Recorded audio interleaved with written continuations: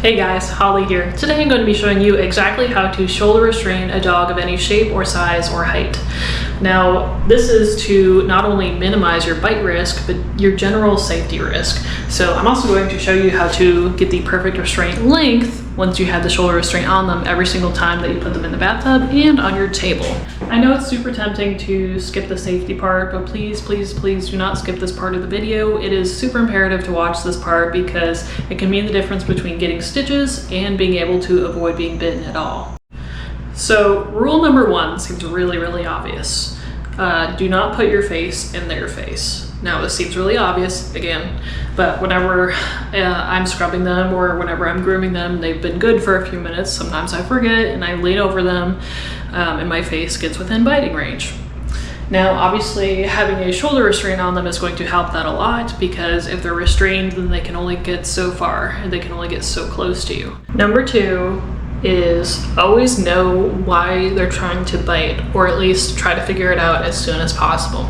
So for example, whenever they're in the bathtub and they're getting dried, sometimes they'll bite at the nozzle, not necessarily because they're trying to bite you as a human being, but because they're afraid of the nozzle itself. So the difference between a dog that will bite people with intention and a dog that is biting the tools because they're afraid of the tools is quite a large difference. Okay, so here's a very good example of a dog that is scared when they initially come in.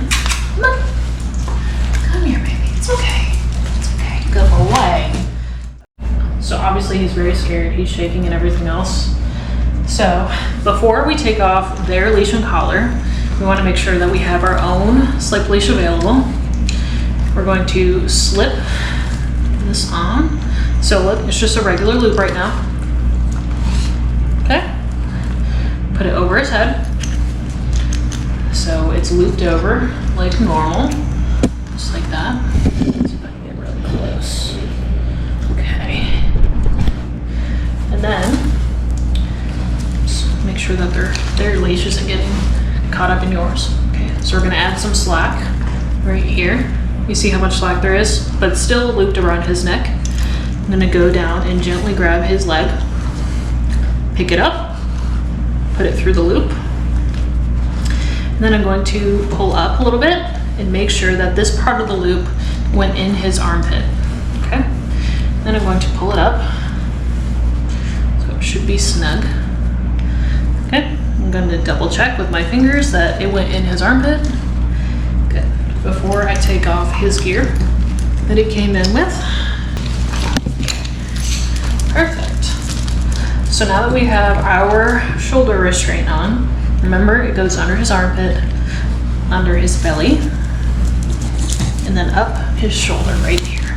This is what it looks like on the other side. Sorry, baby. Okay. Okay, now we're ready to put him in the tub. Okay, now let's talk about how to get the perfect restraint length. Notice how I do not have any clips on here.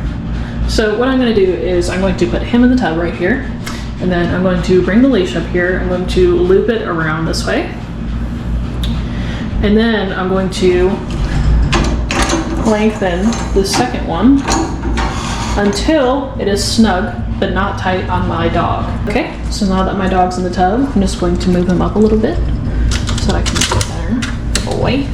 So see, it's still on a shoulder restraint. I'm going to come up here,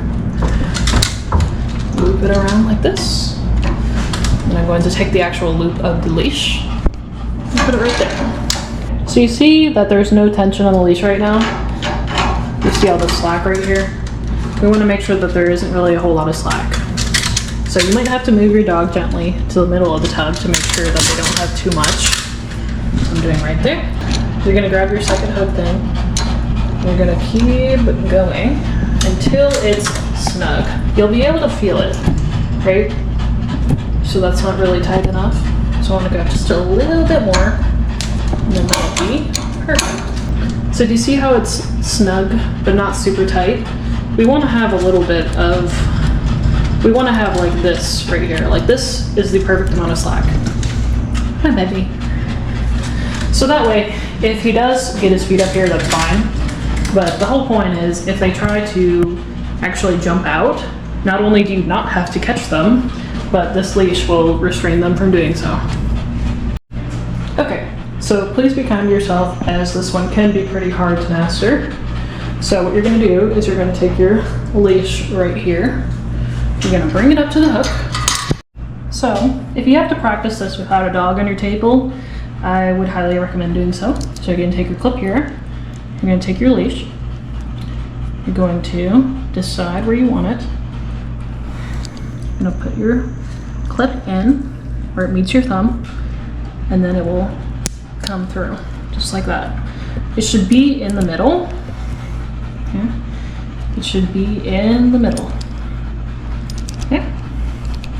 And whenever you pull on the clip, it should not come out. Okay. So remember, it'll go back to being tight just because this is a plasticky slip leash. So let's try it again. So look right here. Push through, and just like that, your slip leash will be tight. So I've decided that that is enough length. Just clip it on there. And just like that, he is now clipped at the correct length. He cannot jump off the table, he can't go anywhere. And that's just it.